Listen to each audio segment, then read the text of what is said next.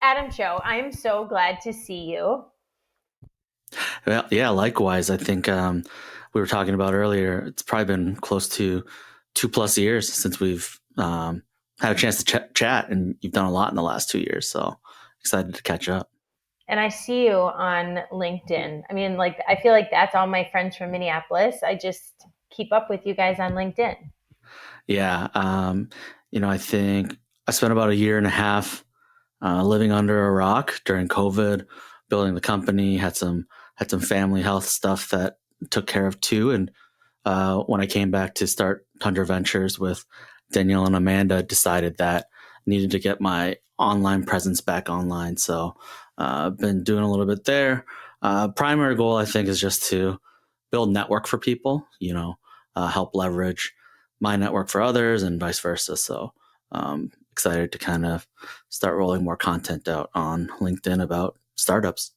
Oh, and we need it. I feel like it's an underrepresented market that people aren't talking about startup life enough. And it's, we're, we talk about like mid cap and strategics but when it's talked about the scrappy stuff, the hard stuff, it's a little passed over. So is that what tell me about Tundra Ventures? Why'd you start it, and what are you guys looking at with it? Yeah, I think for the three of us, we've always felt as though that there's so much untapped potential from a founder perspective, but also from a geography perspective, and also from like an end user perspective. And so when we came to start the fund, that's kind of where we wanted to focus our attentions. So we're an earliest stage fund. We invest when your aunts, uncles, friends, relatives might want to invest, but we also want to be there to provide, accelerator guidance and coaching. So the three of us all have startup accelerator backgrounds.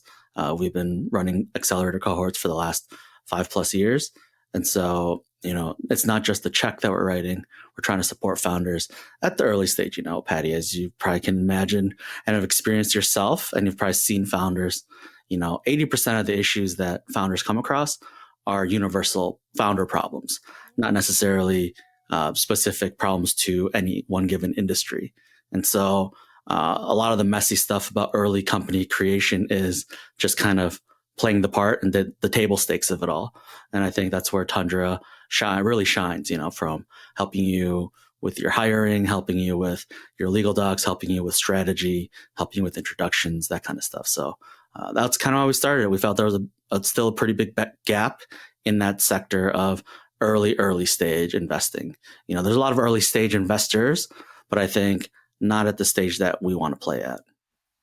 Not early enough, and that's when a lot of ideas end up fizzling out, and everyone thinks they'll get to revenue really fast, but then you hit bumps in the road, and who do you talk to when those bumps in the road happen? um, it's not a lot of people that have this experience of the I always thought that, or I still think, like, the legalities that come with the startup are the most risky, and they throw you so far off track if you get it wrong. But who you can't always talk to an attorney, they're expensive. So tell us about that. What is it like, setting at the cap table? What kind of things are you helping them navigate? Yeah, so we're very fortunate in the sense that first and foremost, Amanda's an attorney and she focuses on early stage businesses. So I think that's a huge benefit that we offer founders is the ability to ask somebody that isn't going to charge you billable hours. We're not in a position to give straight legal advice directly into the company, but what we can do is kind of help advise them, give them 80% of an answer. So they only need to go to their formal attorney for the last 20%, right? So what might have taken 2 hours of time, maybe they can get it answered in a 15-minute billable session instead of a 2 hour billable session, right? Because attorneys charge in 15-minute increments. So, you want to make sure you're using your dollars wisely. I think second of all three of us have been in the weeds of building our own organizations. And so have gone through a lot of those legal hurdles personally. So whether it's our own personal experiences or maybe we already have a rough outline of a document that they can use as a foundation, or the fact that I think collectively we worked with over 100 companies in a accelerator model, and we've just seen a lot of different issues come up that founders might not be aware of or realize that are on the horizon for them. So maybe even helping them avoid some of those potential pitfalls before they come up. If you listen to my first 5 episodes of the Persevere podcast, it is all about this kind of stuff because I couldn't access any of these resources, and I made so many mistakes. And not to say I'm not going to make mistakes in the future, but it's like I specifically remember an attorney talking to me about a vesting schedule and how important it is to have a vesting schedule for I'm the founder. And if I'm going to have anyone come in, I need to first have that agreement set up and we know what the terms are. And I was like, oh, whatever. Like, this is such a great relationship. It's going to last forever. And turns out, like 7 months later, here I am, no vesting schedule. And I just gave 5% of my company up front. And like, what was I thinking? Now I look back, I'm like, who was that girl? Why didn't she listen when the attorney was telling her that there needs to be a vesting schedule? But sometimes we have so much, I don't know. You and I both are dreamers, right? And we're like, it's okay, let's just get it done. We're optimists. And do you see, is this just us, or do other people, founders, have these types of things? Yeah. So I definitely do think it's the optimistic side where, you don't really want to focus on the what could go wrong Yeah. aspects of running a business, which is why I think having an attorney that can um, highlight those things for you is important. You also want to find an attorney that's realistic too, right? You could find an attorney that tells you all the doomsday scenarios, and you'd be paralyzed by fear and never get anything done. But Yeah. the really really good attorneys are the ones that can kind of interpret in the gray area, right? But to your point, I do think a lot of founders go through this, and it's for probably a few reasons, right? One being you don't know that there's something you need to be worried about, so you don't worry about it, right? It's like Yeah. the ignorance aspect of being a young kid. You don't know that the pot is hot, so you touch it and you burn Yeah. yourself, right? Yeah. But I also think from the aspect of there's only so much time in a day, there's only so much attention span in the human brain. And oftentimes, some of these things that end up becoming big issues just get pushed down the priority list. And so, what you might be concerned about in terms of equity and cap tables is probably like a top 10 issue for you, but it's probably number 8 or 9 on your priority list because you're trying to raise money, you're trying to find customers, you're working on R&D, you're hiring. And so, I can see why these things kind of sneak up on people over time is because, you know, it is important to them, but other priorities take over. So, I don't think it's something that any founder is immune to, which is why I think a lot of investors are very much drawn to second time founders, right? Because they know they're going to get a premium on that founder because they've made those mistakes and hopefully aren't going to make those same mistakes the second time around. So you being on a founder's cap table if you're going to be cutting early checks, what a great thing for other investors coming in to see Tundra Ventures on their cap table because of the accelerator, because of you are founders yourselves, and because Amanda's an attorney. That's so cool, Adam. Congratulations. Yeah, well, we're in the process of proving that this model works and that this team can succeed. I think we have the perfect blend of optimism, skepticism, and pragmatism on the team. Amanda jokes and says she's there to kind of tamper my fire when I get overexcited and make promises that maybe I shouldn't be making. Danielle is also very much an optimist and can see the best in everything and has huge visions for the future. And then I try my best to be even keeled, but I've always been founder first, and I think the three of us have always been founder first, and that really does shine through when we get to meet potential investments. And some of the biggest things that potential LPs ask us is, what's your track record? How are you competitive against other investors? And what value are you bringing in?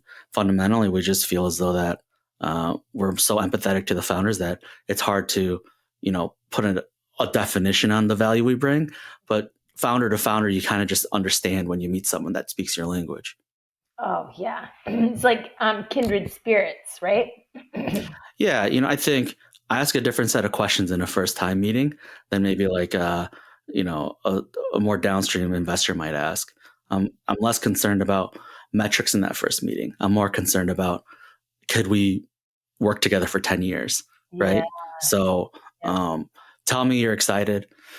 Tell me that you're working on something that's impactful, and tell me that you're going to wake up every day. And when you ask yourself, the first question I always asked myself when I did Yonder was, is this really what I want to do for the next 5, 10 years? And it always came back yes, right? Now, Yeah. obviously, COVID played a part in sidelining that dream, but up until during the pre-pandemic building of the company, that was always the first question I asked myself: is this what I want to do? And it came back yes. And I think it's very not easy, but it's very important to uh, discern that level of passion and commitment from an early stage founder if you're an early stage investor. Hmm. Do you think that from an early stage investor, do you want your founders to be 100% committed to the company? You mean from like a time perspective of not having a second job or whatever like that? Yeah. That's a very tough one, right? Because I think oftentimes your ability to commit full time comes from a place of privilege, right? You have the foundation in place where you can take a risk very quickly. I don't think that's the most logical scenario in today's day and age. There's too much uncertainty. There's too much that's not in your control. Hmm. It's expensive to just survive, Yeah. and so I believe that there should be 100% at least passion or at least commitment to commit in the future. But, would I invest in a founder that isn't fully committed? Probably not. Would I invest my time in a founder that's not fully committed yet? Absolutely. With the intent that when they are ready to jump, we'd be one of the first people to consider investing in them at that time. I do think that's fair, right? If you're going to take on venture capital dollars, you should jump full time. But until that point, I think it's fair for you to say, look, I'm not ready to make that commitment, right? So if I'm meeting a founder and they say, I work at a big box Fortune 500 to pay my bills and bootstrap, I totally get it. I did the same thing, right? I worked at Generator as a managing director, and then I worked nights and weekends and holidays on the startup. That Hmm. makes complete sense to me. It's a rational perspective because, the part they don't talk about in the headlines from the glamorous, like, hustle culture stuff from startup life is uh, it's easy to tell someone else to jump. It's a lot harder when it's yourself doing it, right? Yeah. And financial security, if that means you work a day job, so you have the security, so you're not stressed about how you're going to survive, that might be the difference between you moving a company forward incrementally as opposed to just completely giving up on it Yeah. because you were just too stressed and said, I can't do this. So every situation is different, but I think to answer your question, making a long answer longer is, if I met a founder and they were still at a 9 to 5, that's not a detriment, but I think they need to understand how to answer that question about what their plan is, right? Having a plan is different than saying, oh, I'm not sure, right? There's two different ways to approach that. So, every person will have a different answer, but I think it's not a deal breaker. Hmm. Yeah, on your product roadmap, you can even say, like, at this point, I'm going to raise this amount of money and then I'm going to go full time. I'm going to have skin in the game, put my own money in, whatever that is. But to answer that question, you need to be thought out of it. I'm not going to work my corporate job this whole time and then expect to exit the company. I always thought, like, once I took on other people's money, I'm like, okay, this is real. I've got Right. to give the commitment 100% because I'm taking that angel round, friends and family money, and they don't want to just support a lifestyle, or just support like R&D that's going to go nowhere. They want to see this come to fruition, right? Right, right. I think that's a fair compromise, right? The moment you're taking other people's money, you're kind of you're making an official promise and you have a fiduciary responsibility to try to fulfill whatever you promise them with that. Yeah. Um, Again, nothing's stopping you, right? But the space is so small that, like, if you don't do it and people think that you were disingenuous, you probably don't get to do it again. Yeah. And so, it's very self-regulating. Someone once asked me, aren't you concerned about this? And I say, well, yeah, there's always inherent risk when you invest in somebody, but that's why you make a lot of bets as a VC at our stage and in the portfolio construction that we have, because we know that some of them aren't going to work out the way we envision them. Yeah. But at the same time, those founders need to realize that, it's a small world and word travels fast. So it's self-regulating in a lot of ways, which is important, because you don't want a bunch of people running around making false promises, taking money, and then creating a bunch of, leaving lasting bad tastes in people's mouths. Maybe it's the first time angel investor, right? And Yeah. so part of what we're doing is we're trying to be that first stage gate for other angels, right? And we can tell them, we've done a lot of due diligence. We've met this founder multiple times. We feel good about it. We're going to invest, signal, and tell them that maybe they want to do a $10,000 investment, but they weren't sure where they wanted to put it, right? And so this is just kind of just another resource, hopefully, for the Midwest, in terms of there's another early stage investment fund that's willing to put checks out at the stage where companies are still figuring out who they actually are, potentially. So what size checks are you going to be expecting to write? Yeah, most likely the first checks that we'll write is $100,000, but also the round size that we're pursuing in terms of investment deals are most likely going to be people raising $300,000 to maybe $700,000. So, it could be a pretty big chunk of that raise, or it could be just the follow on. If we were to lead around, we probably offer 150 to 250. But the real goal that we have is placing 35 to 40 investments out there, and then really trying to figure out which of those do we want to double and triple down on, in terms of follow-on investment. So getting the best of both worlds. One being, we want to act as an angel investor would, where they have a lot of shots on goal, but also getting a little bit of the perks of maybe a more downstream investor would get, of being able to invest in companies that are more fleshed out, right? And the added benefit for us being, if we know they're more fleshed out because we've been working with those founders for 12, 18, 24 months, we're even more comfortable placing that extra capital to work in that company. And that's not to say that the other, 30 companies don't warrant it. But oftentimes, as you know, like, timing is everything, right? When we have capital to invest and they're ready to take investment, plays a big part in that too. So, it's a moving target, but we feel as though this gives us the best opportunity to do two things: support early stage, high potential opportunities, but also give our investors the best chance at an ROI. Risk investing in the most volatile stage of startups, right? Yes, it is volatile. Uh, well, we both come from healthcare. Are you primarily focused on healthcare, or are you going across the board investing? So the three of us bring different skill sets. Amanda has more of a CPG background. Obviously, for me, it's health. And then the background that we all feel very good about is tech, broadly speaking. So that's kind of the three verticals we play in. But I would say my focus is going to be on the healthcare side. We're probably avoiding class 2 and class 3 medical devices from the perspective of, we're not going to go and lead due diligence on a class 2 or 3 med device. Yep. Now, if an investor group that we know, or an investor that we know, is leading around or is interested in a deal and they put it in front of us, we'll consider it.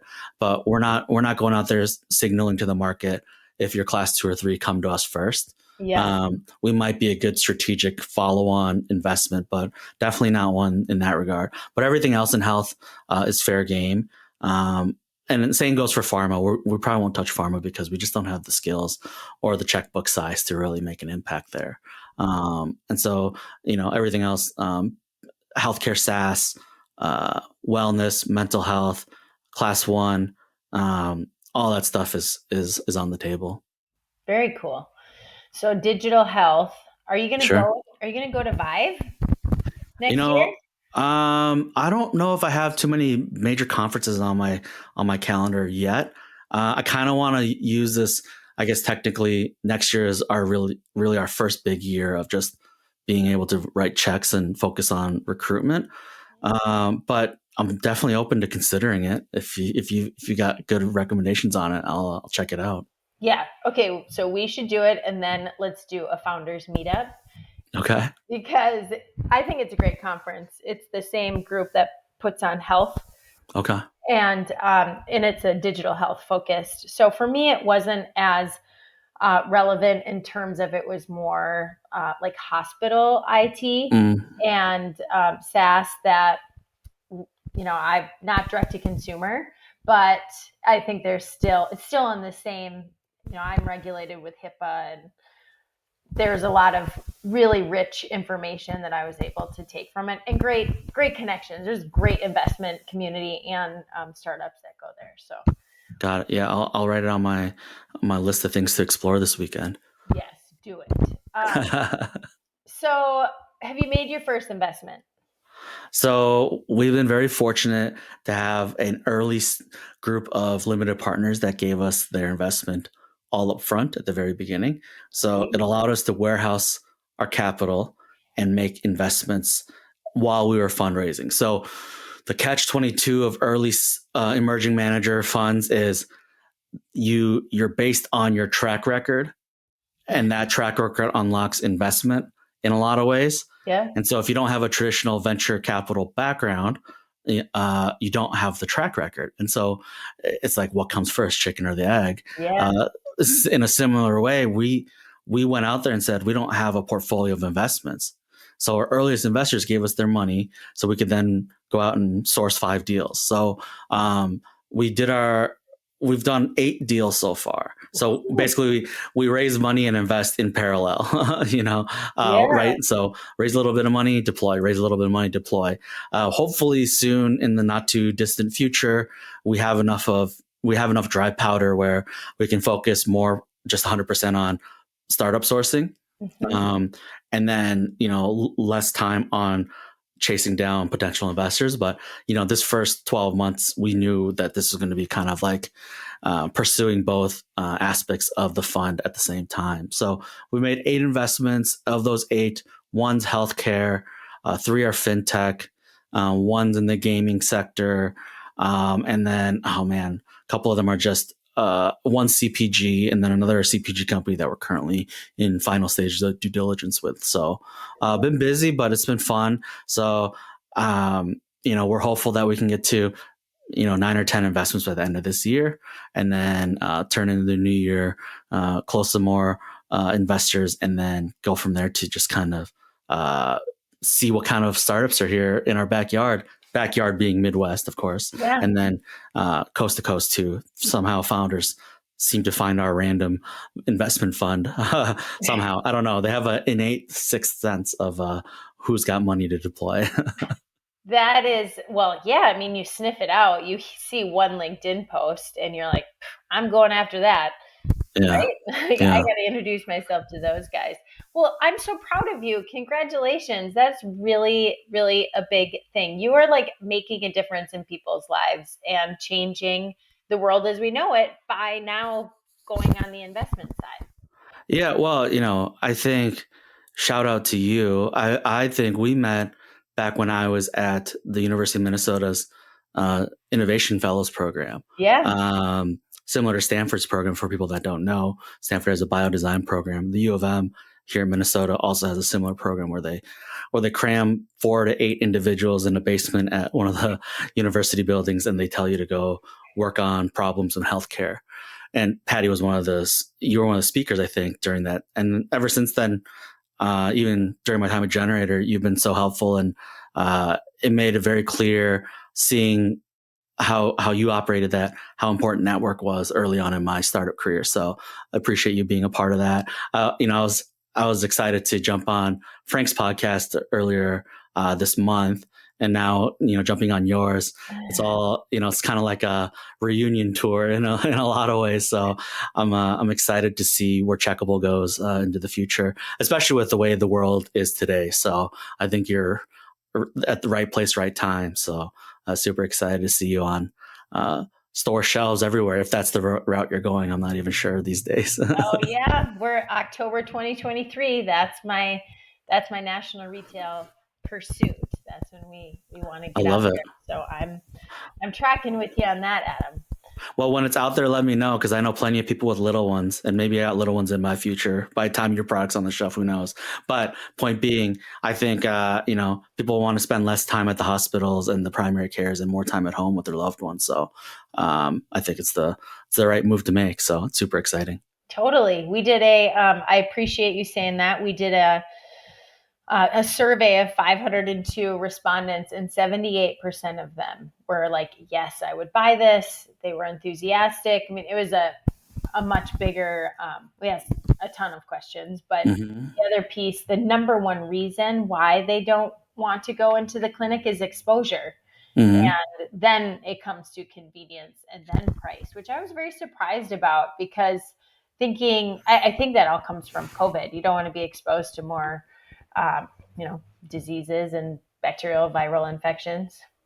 Yeah, what? When my mom was going through her treatment, one of the biggest eye-opening experiences for me was I acted as her primary caregiver, and just the amount of time we spent sitting and waiting around Mm, for updates to talk to the nurse or the doctor, or waiting for the drugs to be ready, or them running behind from a prior visit. Oh, the hours added up. If I were to go back and think about like all the different visits, I'd say well over 40 hours just waiting around, wow. right? And I think while your primary reason that people in your survey probably told you was exposure, I Mhm. guarantee you if they were sitting in that room, they'd probably be rolling their eyes about how long they're waiting around for service. Yeah. And you think about like a traffic jam, right? Studies are that like 20%, if you got rid of 20% of cars, you'd get rid of 80% of traffic. I think that's kind of like the rule of thumb. Now Yeah. imagine like the same scenario in a clinical setting, right? Where you remove 10 extra ear infection visits a week or a day. I don't know how many they come in, but point being, it frees up the doctor and the nurses and the clinic's time to focus on uh, uh, more pressing issues, right? Not that an ear infection isn't pressing, but oftentimes it's more about getting diagnosed and validated and then getting the medication, right? Or the plan of a recovery. So I can see this model being way more impactful in terms of efficiencies for clinical settings too. So I'm sure you've already explored that, but when I learned about what you were doing, that made a lot of sense, and then it really got hammered home when I became a caregiver in the system for the last. It's been more than a year since she's been done with her stuff, but for that year and a half time period where I was helping her from day to day. So I think there's a huge opportunity right around the corner for you all. Thank you. I unfortunately, I think healthcare has not taken the amount of time that they need to on the user experience of healthcare, and they have not made it customer centric at all. Which, I mean, when you go to school to be a doctor and a nurse or a clinician, of course you're going to be immersed in your trade, right? I mean, think of it as a trade, as a carpenter, a plumber, but you're not. That's why I think healthcare is so broken. It's so painful, and it's people like us that got to make it better. That's why I loved your technology about going to the dentist. Yeah. I thought it was very anything like that we can make it a better experience. And you as a primary care provider, I think there's a lot of opportunity to improve that experience as well, whether it's like medication or treatment management or appointment management. I mean, there's a company called Orphe that's a telemedicine company, but they are translating. And so what he was doing, he was a primary caregiver for his mother, and Hmm. it was she had ovarian cancer, Hmm. and he had to translate some very intimate details to his mother, and there weren't translators in the health system that spoke Arabic. And I mean, just like thinking of that experience would be, I mean, almost crippling, right? Like, oh, I don't want to do this, but I have to. He came up and then he birthed a company, Orphe, Hmm. because of that. And I think there's a from entrepreneurs listening to this that have an idea to make healthcare better, Tundra Ventures is the group to talk to. Like you speak that language. Yeah. I think, I have that pessimistic view on large, bloated, lazy operations. I always like to throw shade at large corporations and whatnot, just because it's fun. And secondarily, I think it's important for people to speak out about those types of things too. Mhm. But I do think there's hope, right? I think as younger innovators step up to the plate, they are starting to question why things are done a certain way. And Mhm. the easiest answer is it hasn't changed because people are still making money off of it, right? And so why change a system that's broken? People are profiting off of it, right? Yeah. So, but I do think that as customers change their preferences, as information becomes more readily available, and as technology unlocks more services that aren't stage gated, there's a huge opportunity to make customers of health a reality, right? Yeah. Give the power back to the individuals to determine how their care is given to them. Not necessarily a diagnosis and treatment, but maybe I don't want to go see that doctor. Maybe I want to go see this one instead, or maybe I want to do an at-home test to verify or double check. So I think we're at an inflection point in the next 5 to 10 years. That's optimistically more. It's probably more like 10 or 20 years because healthcare moves slowly, where I see these younger generations of innovators and people that are joining in these larger positions of power that can make influence, where maybe checkable is the first step instead of like a step that needs to be taken by a parent on their own, right? Because money talks, right? There'll be a day where you'll be able to say in a white paper, we save the system this much money, we save the homes this much money, Yeah. government should provide this, or um, or corporations should provide this for their parents, right? So I think that's the future I'm hoping for on the healthcare side, is a lot more democratic approach to getting care in a more fair way, in a way where it's focused on the most important part of it, which is the people. Mhm. The frustrating thing with healthcare investment is like traction in the market when you are going out for investment. And I think it's in technology, like, oh, I don't see any traction in the market. Well, it's really hard to work with payers. It's really hard to work with health systems. Like, Yeah, traction in the market is just getting a pilot. Like, let me just yeah, get this pilot, and then I can get this pilot, and then I can continue to work on my platform and add these features and benefits. And then I'm going to continue to introduce my product to the payers. And I see a lot of companies not do well because they're not getting traction fast enough. But then from the investment side, they're not writing checks because they're not getting traction fast enough. And it's like such a conundrum. yeah. That's where Tundra would come in, right? Like, okay, we're going to write your first check. Let's get what we can in 100,000. Yeah, so that's a very complex issue, right? I think first and foremost, we spoke about translation, right, as an issue from a caregiver to a patient perspective. Mm-hmm. I think there's a translation issue between how larger operations speak and operate and how founders speak and operate. And the disconnect there isn't necessarily because they don't have the same goals in mind, but their understanding of how to reach those goals are not aligned, right? So, you know, there's something that can be done from the middle, but I think it's rare to have somebody or some group of people that have seen it from both sides of the table that can speak it, right? And look, don't get me wrong, I'm no expert at anything. I know just enough and have experienced just enough to be annoying. And so my hope is that I've built enough trusts and relationships on both sides to kind of just play mediator in a way. Some of our largest check writers that are going to come across the finish line are going to come from the healthcare side. And, we want to continue to build and nurture and foster relationships where I think trust is a huge part, right? Yeah. Founders don't trust large check writers, and large check writers don't trust founders for different reasons. Founders think that large groups are going to steal their ideas. Large check writers think that founders are going to fail, Mm-hmm. right? Those are Yeah. two different reasons for why they don't like working with each other. There's a way to change that narrative, but it takes time. But it also takes successful case studies, right? So the hope is that we invest in some really good opportunities, coach those companies up so they're not feral cats, so they're domesticated and trained, Yeah. so they can come in and live a nice, prosperous life, playing within the system that currently exists. while they try to make impact for the system that we want it to be in the future. Yeah. That's fun. You're so smart, Adam. I just love it. I don't know if I'd go that far, but I appreciate the vote of confidence.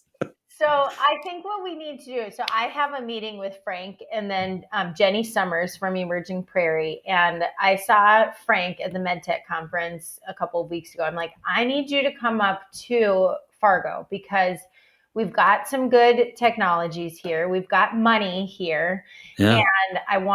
And I put this out to the world last summer with Jenny, and I'm like, I can't pull off. We're just firing up the clinical sites again. Mm-hmm. I can't pull off uh, anything other than what's happening with the company. But now I think what we could do is put something together, Sure. have entrepreneurs come to Fargo.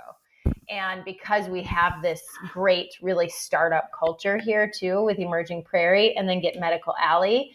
And Yeah. then, I mean, is it Bread and Butter Ventures? Is that what Yep. yeah, is Yep. that Mary Groves? Yep. So them, and then we could get Groove, Tundra, State Bank of North Dakota, Development Fund. You got Generator in town now too. And we got Generator now. So I want to make it happen where we get people from around the country. Like I just met an awesome entrepreneur, Smriti, that I totally botched your name right there. But she's doing this cool technology so she's a little further down, like she just raised 10 million, but so smart. And it's instead of an animal model, or instead of just going into a procedure blind, she's creating a material that is replicated to the skin, or replicated to the tumor. And it's like using like a 3D model that they can actually, take the scalpel through and practice their surgery. Sure. A lot of like OSO VR, Justin Broad's company, but like actually physical, not VR. Sure. So I've already talked to her. I'm like, you need to come here because you could be on a panel. So I'm already like curating it, and I think we should do it. Yeah. Frank and I can road trip. Yes, exactly. Or maybe we can find I've got a couple investors down there. They've got planes, so maybe we could have them fly you up here. Sounds good. Sounds good. Yeah. Well, that sounds like a fun time. I honestly am really looking forward to plugging more into North Dakota. Like I said, from door to door, I think it's like 3.5 hours to North Dakota, and then maybe 4.5 to get to Madison.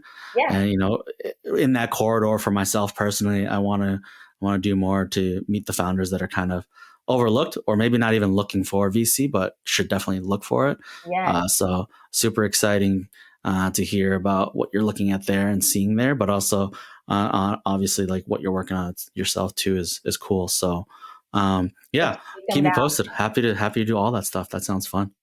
So let's stop it here. And one thing, just give us keep persevering. I always end with, okay, did you learn something in this process of setting up a fund? What would you do differently? Or even in your past life with your founding stories, give us some advice. What have you done wrong? What would you do differently? But keep on going. Oh, I've done a lot of things wrong. I think that's okay, right? So I guess my advice comes from that. Making mistakes is okay, but you have to learn from them. You shouldn't make the same mistake twice, right? So arguably, I've probably gotten further in life from making a lot of mistakes and learning from them. Wallow in your own misery for a little bit, give yourself that grace, but really use it as an opportunity to get better from it, right? Yeah. I've sent stupid emails. I've made stupid claims. I've overpromised, underdelivered. I've missed deadlines. I've done it all, right? I've burned out. But through it all, it come out the other side of it with a little bit better understanding of how to avoid that the next time around. And soon you'll find yourself feeling pretty confident about your abilities to execute on almost anything. And I think, you can't rush it, right? I've always said, It's a marathon and not a sprint, even though you feel like you're running 100 miles an hour at any Yeah. given time. So, from the perseverance perspective, I guess it's that, right? Don't be afraid to make mistakes. I think the biggest mistake you can make is not trying at all. Yes. Oh, that's so good. People are so scared of risk and Yeah. that they're going to fail. It's like, go after it, dude. You're going to do, yeah, you might fall on your face, but you get back up. Yeah, yeah, I think so. So yeah, I guess that's it, right? You'll live to fight another day. Yeah. So, how should we follow Tundra? Yeah, so the easiest way if you want to connect is just Adam at tundravc.com. Our website's www.tundravc.com. And then, yeah, that's probably the easiest. I'm not hard to find. If you type in Tundra Ventures, you'll probably find one of us at the top of the list on the Google search. So pretty easily accessible fund. We want to be that way, right? We don't want to be a mysterious landing page without any contact information. The last thing I want to do is overlook an investment that was sitting in my inbox that I ignored or missed that turns into the next $1 billion opportunity. So Totally. my goal is to talk to everybody, even if it's not a good fit. I love it. And you're such a great guy to talk to. And so, great guy to get to know. Email Adam. And you're a great mentor too. So, I would say if you're an early stage founder and you aren't even raising money yet, Adam is very approachable. If you couldn't tell in this interview, but I think very good. Oh, Patty, you're too kind. But likewise, I think you're I was sad to see you leave the Minneapolis market, but I know that the North Dakota market has definitely benefited immensely from having you in their in their city and their geography now. So our loss is their extreme gain. Thank you. I fit in good here. I fit in good in Minneapolis too. I miss They I feel very similar, to be honest with you. So I yeah, are yeah, all good people in the Midwest. So any of those investors, think about investing in the Midwest yeah, first, and then go to your coast. We have yeah, lots of options here. yeah. Agreed, agreed. Well, thank you so much for having me on. I really appreciate it. Thank you, Adam. It was great.